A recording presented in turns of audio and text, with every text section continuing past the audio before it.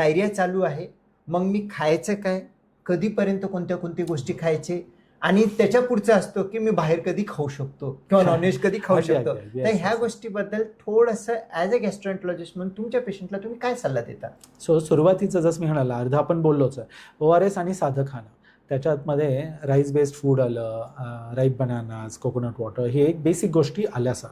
पण एकदा जुलाब सेटल व्हायला लागलं 1-2 ते 3 दिवसात, त्याच्यानंतर slowly they can introduce fibres आणि स्लोली. तर त्याच्यात मी थोडं बॉइल्ड व्हेजिटेबल्स वगैरे सांगतो, कारण बऱ्याच लोकांचं एक टेंडन्सी असते जुलाब थांबले तर अरे 2 दिवसांनी मला आता कॉन्स्टिपेशनही व्हायला लागलं आहे. बिकॉज द रिझन इज की त्यावेळेस तुम्हाला इनफ फायबर्स मिळालेले नसतात, हायड्रेशन नसतं.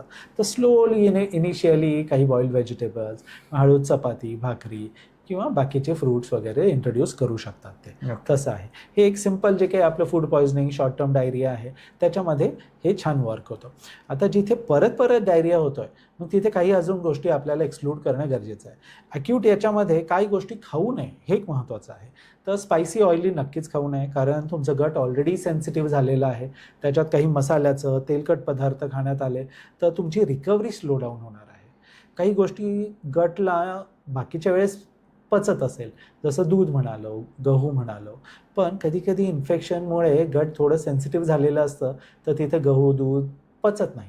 तर परत परत जे काही होतात 2-3 आठवड्यांची डायरिया, याच्यामध्ये दूध आणि गहू अवॉइड करणं एक चांगली आयडिया आहे. आणि बऱ्याच लोकांना ते सगळे एकदा सेटल झालं की या गोष्टी परत टॉलरेट होतात नंतर.